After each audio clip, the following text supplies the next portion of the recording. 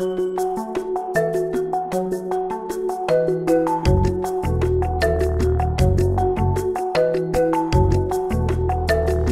numéro 16 de la JLMB est consacré au droit public et au droit administratif.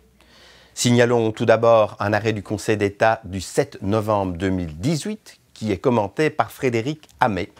La matière est tout à fait spécifique. Il s'agit d'un arrêt qui traite du patrimoine privé des fabriques d'églises et cela donne donc à Frédéric Hamé l'occasion de se pencher sur l'avenir de ces institutions.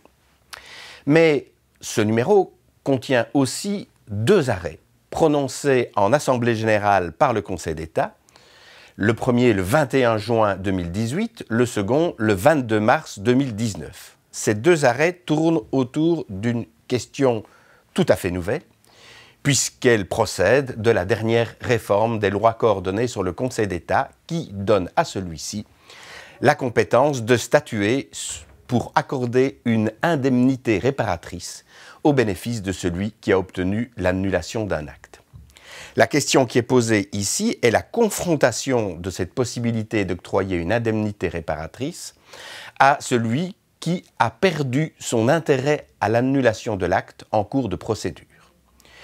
Le commentaire que David Renders, Benoît Gors et Aurore Persy consacrent à ces deux décisions est extrêmement détaillé et il examine les questions sous l'ensemble de leurs aspects.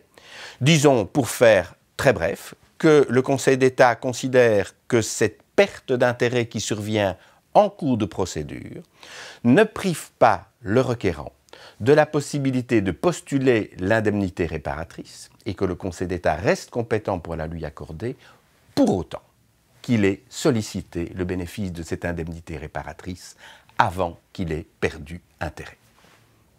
Numéro préparé par François Jongaine.